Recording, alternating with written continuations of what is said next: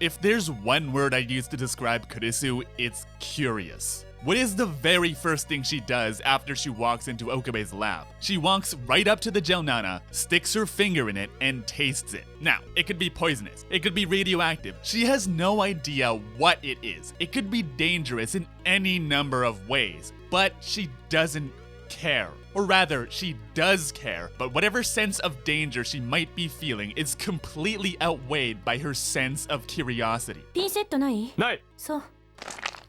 She looks at the banana, considers that it might be dangerous, asks her tools, and when Okabe tells her he doesn't have any, she sticks her finger right in. She doesn't even consider any other options, like going out and buying some, or, I don't know, using a fork and knife or something. You know, anything that's not her fucking finger. Because any other option would have taken time. Time to do, sure, but more importantly, time to think about. You know what else she doesn't do? Ask about the banana. There are 3 other people in the lab, 2 of whom clearly know more about it than she currently does, and 1 more that's actually even tasted it before. But does she stop and say, hey, ほーいさん。 tell me more about this freaky banana-ass looking thing. Hey, fatty, do you actually hang out with this idiot? Also, banana thing? Hey guys, what is it exactly that you do around here? What the hell did you do to make this monstrosity fuck a microwave? Radioactive? Yes? No? No, none of that. Not even, hey, what the fuck? No. She's like, this is interesting. Lick. Oh, it's gross. Fascinating. It's only when Okabe yells at her that she even considers that they might know something she doesn't. And this is why Kurisu and Okabe work so well together. They're so similar. IBN? 古いパソコンだ。何に使うの?気になるか? They're both aware that they're putting themselves, everyone around them, and maybe even the entire goddamn world in danger, but they have to know what happens. They're young, but they each have the soul of a scientist. Because you invent something that you think is cool and it's the end of the world. I think it was Kurt Vonnegut, who, in one of his novels, he said, this will be the last sentence ever spoken by humans. It'll be one scientist speaking to the other saying, let's try it the other way. Oh, God, yeah, that's funny. When they hack into CERN, you know what they do? They each stop for a second and consider that this might be dangerous, but each of their minds is already made up before they even open their mouths, because neither of them is willing to consider the idea of setting aside this mystery and walking away. 考えてみろ。相手はセルン。レポートは40年以上も隠されてきたトップシークレットだぞ。じゃあ見ないつもり?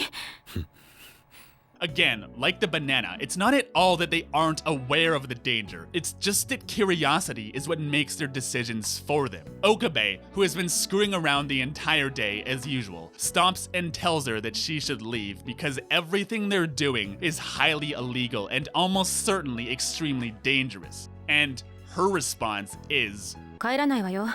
このままじゃ気になって眠れないから。後悔しないな。しない。 yes, her answer is let's be gay and do cybercrimes because she's curious, as if those 2 things are even slightly comparable. They aren't. Curiosity is by far the more important variable.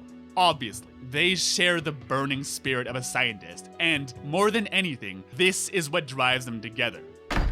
More than anything but the universe, of course. ついてこい。洗濯物を回収後任務を与える。はあ?のこのこついていくとでも。洗濯? Kurisu goes out to find a laundromat and just happens to run into Okabe, who is busy doing Daru's laundry. And because of this, Okabe gets a chance to tell her about the IBN 5100, once again sparking that sense of curiosity. What, you really think this is a coincidence? Hell no it isn't, because if it wasn't for the universe and its mechanisms, then they might never have given each other the chance they both so deserve. They're both so headstrong, so prideful, and this is the episode where we really start to see the sparks between these 2 start to fly. ほーい変態狂魔。黙れ。天才変態少女。変態同士の視察船燃える。黙れ変態。 I love this so fucking much, and this only escalates when she's officially accepted as a lab member. 助手、俺の携帯にメールを。いつからあんたの助手になった?つうかあんたのアドレスなんて知らないし。使えない助手名。ダル、お前の携帯でいい。Okay, so the correct response here was, what's your email address? Alternatively, the correct response for Okabe here was, here's my email address. But they're both so tsundere that they'd rather make snarky comments at each other. For all of the people who think Steins Gate is slow, they're wrong, and this is why. These two are just so funny and so believable. Every scene with them is just dripping with chemistry. Assuming this is the title I went with for this video, this is why Kurisu is the perfect waifu. And having Daru here is just the little cherry on top. どうやらあなたたち二人とも変態みたいね。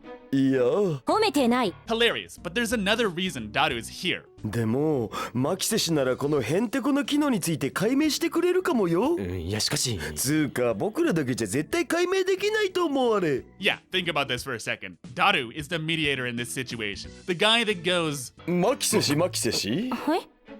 変態のバナナなんて食べるもんですかってもう一度お願いできる？できたら悔しそうな顔で。 is the reason Okabe and Kurisu actually managed to sit down and work together. This guy. すごく狭いところに無理やりねじ込む。その説明はエロすぎだろ上皇。は？何がエロすぎ？は？橋田の変態。 Yes, this guy. つうかそんな本よりやっぱこっちじゃね？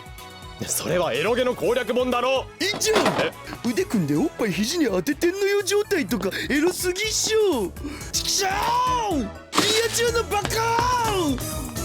This guy is somehow the social lubricant for these two headstrong geniuses. That's how stubborn they both are. Amazing. By the way, this is the third episode of my series analyzing every single episode of Steins Gate. If this is something you'd like to see more of, step on that like button and please consider subscribing. So eventually they realize that the phone wave name subject to change is a time machine, and Kurisu runs out. You know, it's kind of weird that she denies time machines so hard. This didn't make it into the anime, but in her lecture, which is about time travel, she talks about the 10 theories of time travel, just like Dr. Nakabachi did.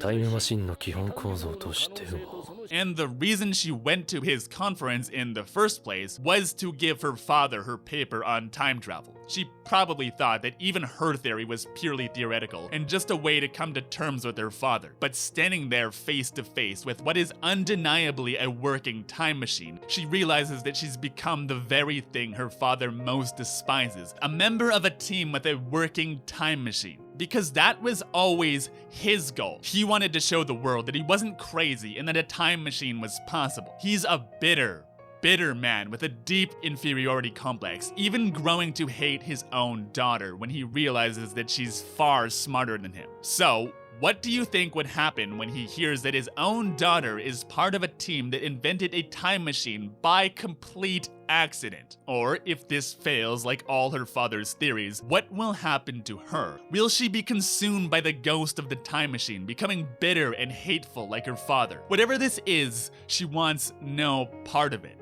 But the beautiful thing about Kurisu is that she isn't held back by her emotions. Her driving force, the entire reason for her existence, is her insatiable curiosity. Remember that bit about the jail nana? Even if she becomes consumed by her failure, none of that matters. Because even more painful than that is the pain of ignoring that sense of longing, that hunger to learn and discover. She's a brilliant scientist because she has an insatiable sense of curiosity that makes every second of her life the impetus for the next. Kurisu has worries and regrets, but she never wastes time being caught up in the past. She's always looking forward. That's why she came to Japan, to try and make amends with her father and finally put their past behind them. And so when Okabe tells her that he needs an IBN 5100 to decode the mysteries of the universe, what does she do? クリス、遠く日本からメールありがとう。